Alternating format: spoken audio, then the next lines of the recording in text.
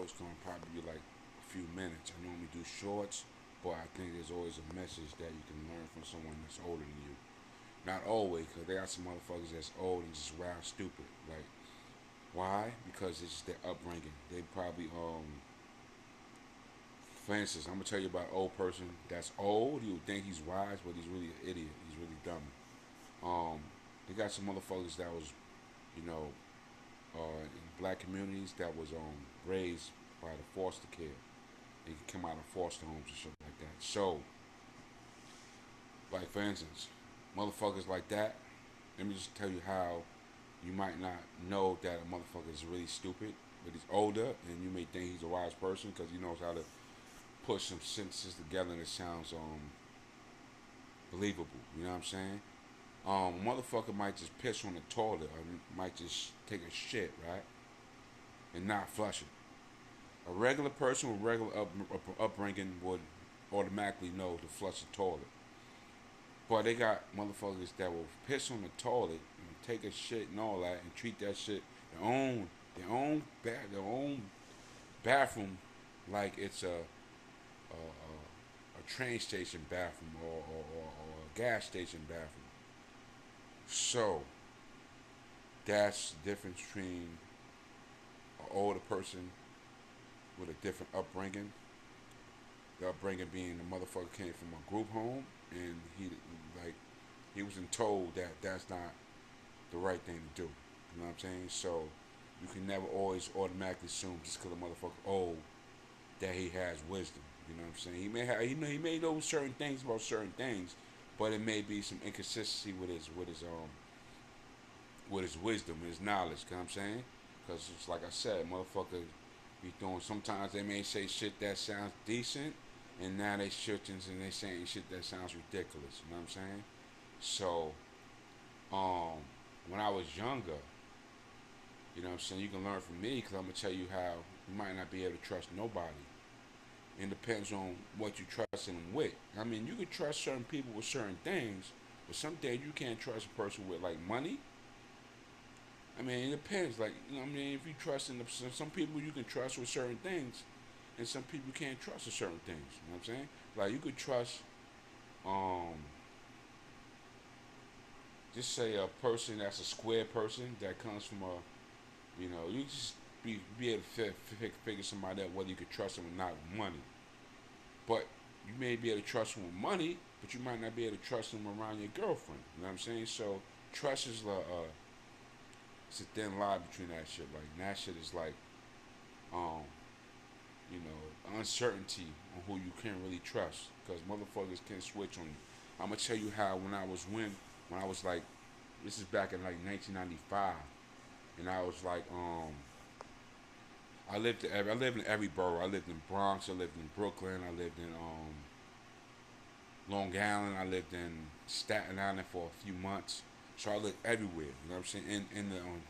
In the New York area, New York five borough area. I lived in all five boroughs. So um, at that particular time, I was living in Queens, and it's like 1995, and I believe Busta Rhymes was popping at that time. It was 95, 96, and the song was called um, "Got You All in Check."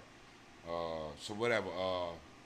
Put your hands. One of them songs. Anyway, so I used to visit my family members out in Brooklyn. So I was go. I'm living in Queens, but I used to go to Brooklyn and visit my uncle. You know what I'm saying? Because he used to cut my hair. You know what I'm saying? That's when I used to sport waves and shit like that. He used to cut my hair, so I used to see that nigga like every week. And I made friends with the niggas in that neighborhood. You know what I'm saying? So I was cool with some of the niggas. The nigga was befriending me and all that. And I got into an issue with somebody else. Like I have me and a nigga I was cool with in that complex, that building. I was cool with the nigga. You know what I'm saying? This is Best Die, Do or Die. Best Die, Do or Die was different from how it is now. You know what I'm saying? It's gentrified, and a lot of motherfuckers just can't afford the rent now. So they either homeless or they living somewhere. I don't know, in jail or whatever.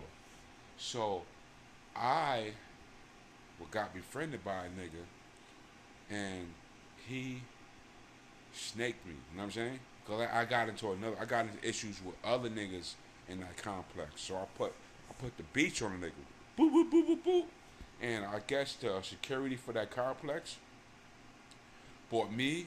The nigga got beat up, and my friend that I thought was my friend. You know what I'm saying? Cause he's a neighbor. Anyway, he wasn't my friend. You know what I'm saying? Cause when they brought us three to the complex, he started switching up, and he started like riding with the nigga I beat up. So it's like these niggas is grimy out here. So from that point on, I realized that you can't really trust niggas in the streets like that at all. You know what I'm saying? Niggas could be cool with you and all that.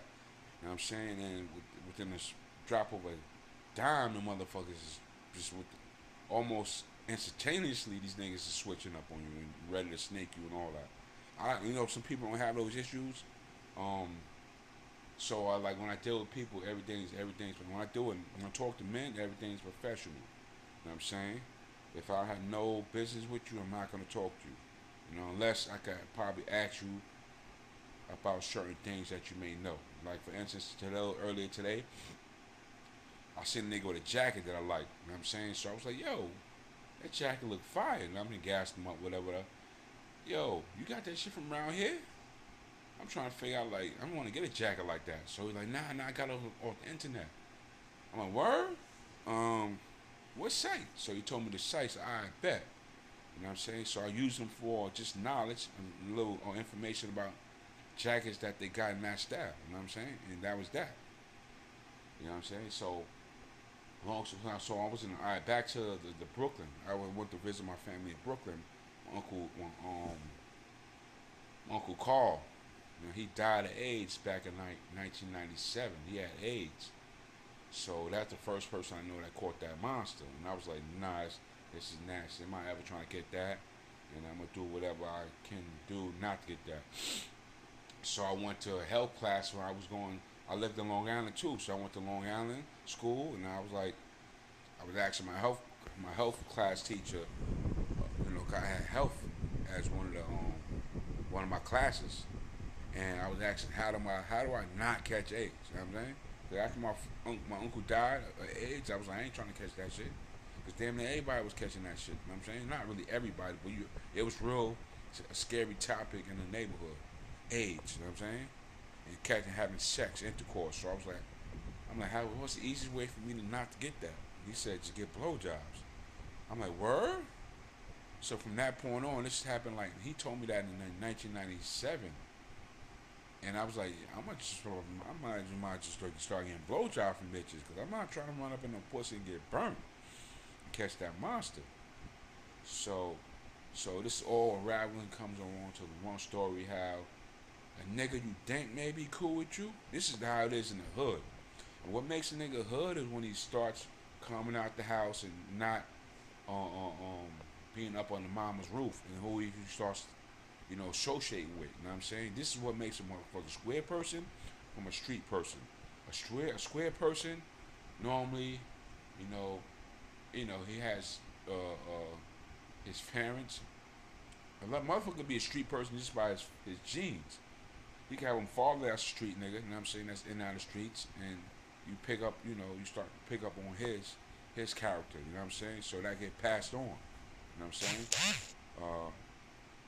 So the parents, you have parents, one person may be a street person, one other person may be about a book person. And a person can become street oriented just on that alone. So, I was in Brooklyn, and like I said, I was Brooklyn nigga snakes. So the worst thing a nigga can do to you is snake you. The worst thing a female can do to you is either cheat on you or call the cops on you. So if you got a chick that ain't doing any of that, then you alright. But those are the worstest things that can happen when you're involved with a chick. And at least you know what to expect. So if it does happen, you're not gonna be caught off guard. You know what I'm saying? That's the worst thing a bitch could do is lie to you, call the cops on you, or cheat on you. You know what I'm saying? Because a bitch is lying when she's cheating. Because she's sneaking around I just tell a bitch, listen, you ain't got to lie to me. We can keep this 100. If you cheating on me, at least let me know. You know what I'm saying? Because if I find out that you lying to me, you being a snake. Now I really can't trust you. It's all about trust. You know what I'm saying? So if a bitch wants to have sex with the next man, at least let me know. You know what I'm saying? So I know, at that time I was with a bitch and I was like, you ain't gotta lie to me. You ain't gotta do that. That's one thing you ain't gotta do. I ain't got the type of nigga that gonna get jealous anyway. I'm already prepared for you to cheat anyway. So I like if a bitch cheat on me, it's like I was already prepared for that mentally. Cause I know the worstest thing a bitch can do is cheat on you. If not cheat on you, she can call the cops on you. The worstest thing a nigga can do to you is snitch on you, backstab you, or try to kill you.